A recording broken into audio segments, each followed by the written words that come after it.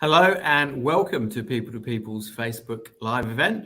I'm currently in Brisbane today, and before I begin, I'd like to pay my respects to the traditional owners of the land, the Turrbal people, and to elders past, present and emerging. We do have a jam-packed show for today, so we're going to go through the stat of the week, hot jobs across Australia, New Zealand and the UK. And we're also going to be joined by Rachel Hinds from the Blokes Foundation, who's going to share some information about what the organisation does and the great work they do in improving people's lives. And then we're going to go to our social media poll results. So let's get into it.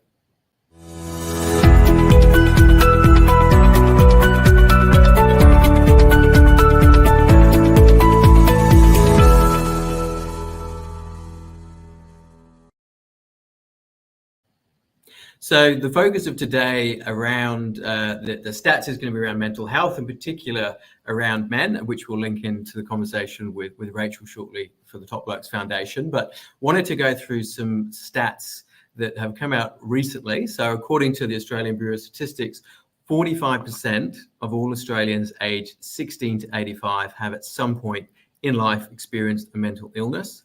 65% of them don't take serious steps to rectify the issue, like seeing a professional for help.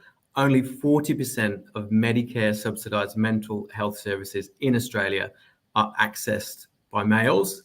This is despite the fact that the number of suicide deaths is alarmingly 3 times higher in males than females. So what part does the workplace have to play in this? Well, the issues surrounding men's mental health are also very evident in the workplace, and a recent survey of 15,000 employees across 30 Australian organisations conducted by an organisation called Converge International. It shows that men are twice as likely to have a mental health problem due to their job compared to problems outside of work. In fact, 32% of those surveyed attributed poor mental health to their job.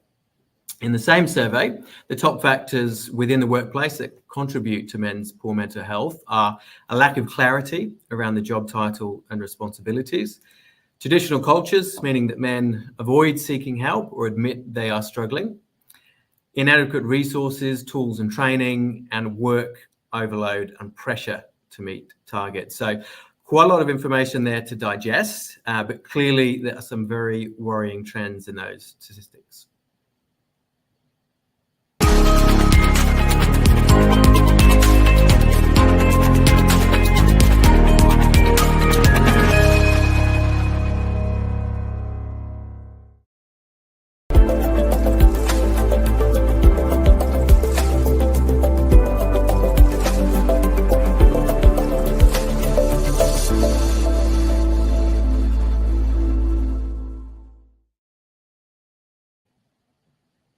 So getting into our job section, first role we have is a position here in Brisbane, a senior credit officer on the north side. It's paying $40. It's on an interim basis. And to get in contact, you can contact Madison Parker down there on the contact details below. Our next role is based in Adelaide on a permanent basis. Accounts payable role, 65 to 75,000. We are looking for applicants fairly urgently, I do know with this one. So if you could contact Emma Pottinger, whose details are on the bottom of this screen. And going over to the UK in our London office at £20,000 to £35,000, we've got a customer service support role. This role is looking for someone with previous call centre environment experience. I think that is definitely a must for this one. And again, you can contact my colleague Maddie Lang to find out more details.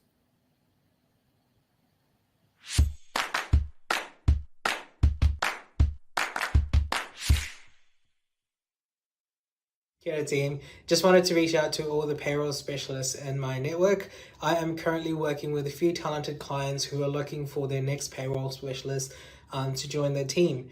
Most of my roles are temporary and contract roles. If you are looking for something a bit short term or are open to sort of grow your skills in a new business and work on some existing skills, I'd love to have a chat with you and see how I can support you in your next career move.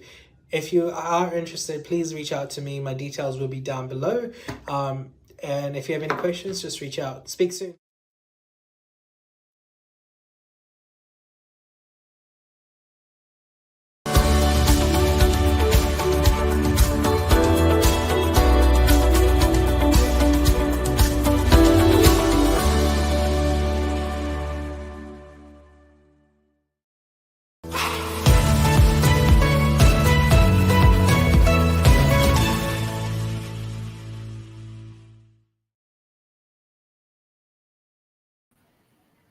Welcome, Rachel. Thank you very much for joining us. I'm very excited. I know a bit about your organisation, but I'm very keen to spread the word so that everyone else is aware.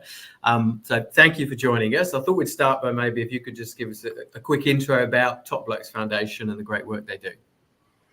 Sure. So Top Blokes Foundation works with young males across New South Wales and Queensland.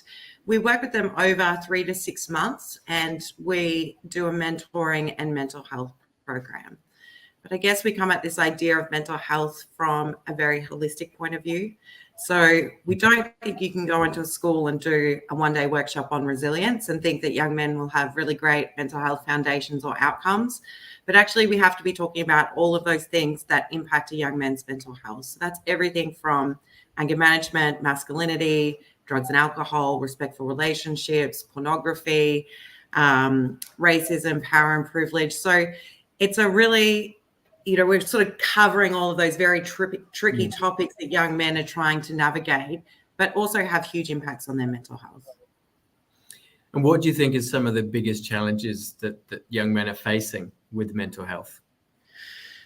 I think probably the biggest challenge that young men face with their mental health is that we've done a really good job of building awareness around what mental health is. If you ask any young person, they can clearly identify that mental health is a problem, whether it's for themselves or for their friends. But what we need to do more of is giving them the language to seek help. So if we look at diagnostic rates for anxiety and depression, they are much higher for young women than they are for young men. But if we look at suicide rates, they skyrocket for our young men, and it remains the number one killer of young men in this country. And so what that says to me is that young men don't suffer from mental health problems less. It's that they talk about them less and they seek help around them less. And so I think one of the biggest challenges is how do we build young men's ability to be vulnerable, to seek help when they need it, to reach out to peers and to community and family when they are struggling, so that they are getting the help that they need when they need it. Wow, I do remember it came back to me then when I first heard about the organisation, and you mentioned the number one killer of young. And I just was absolutely shocked by that. And so I think being able to talk about this is a big part of it, and spreading the word. But also, what would you say is the best way to support an organisation like Top Blokes Foundation that's doing some great work? There's lots of ways to get involved with the Top Blokes Foundation, but probably the biggest is every year we hold our annual fundraising challenge, which is called Lift the Load. That's held over the month of October, which is Mental Health Month. And we ask people to walk 50 kilometres over that month wearing a 10-kilo weight vest to raise awareness that mental health is like carrying a physical load every single day that you don't get to put down. And also to help raise funds for the incredibly important work that Top Blokes Foundation is doing with thousands of young men every single year. So, if you head over to the Top Blokes website, you'll see Lift the Load there. I would really recommend signing up. You can do it with friends. You can do it with workmates. It's great for your physical health. It's great for your mental health, but it's also raising money for, our incredible foundation. Great. Oh, fantastic. That sounds like it'd be a pretty tough one, but what a fantastic cause. And I really like the idea of Lift the Load. So if you want to go over to the Top Blokes website, details are shared below. Please do get involved. I can't speak highly enough for this organisation. Everything I've heard about it, it is doing some amazing work. So please do visit the website. And thank you very much, Rachel. Thanks, Ben.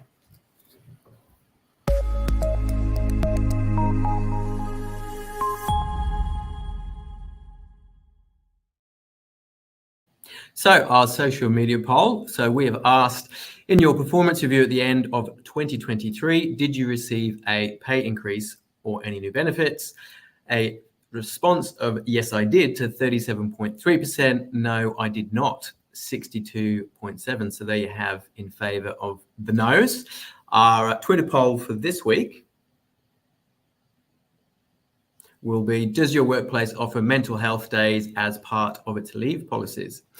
Obviously, yes, it does, or no, it doesn't. And we'll be reviewing that next week and look forward to hearing the results. Great. Well, thank you very much, everyone, for joining us today. Look forward to seeing you next week, and hopefully you get some great stats information from today, and look forward to it.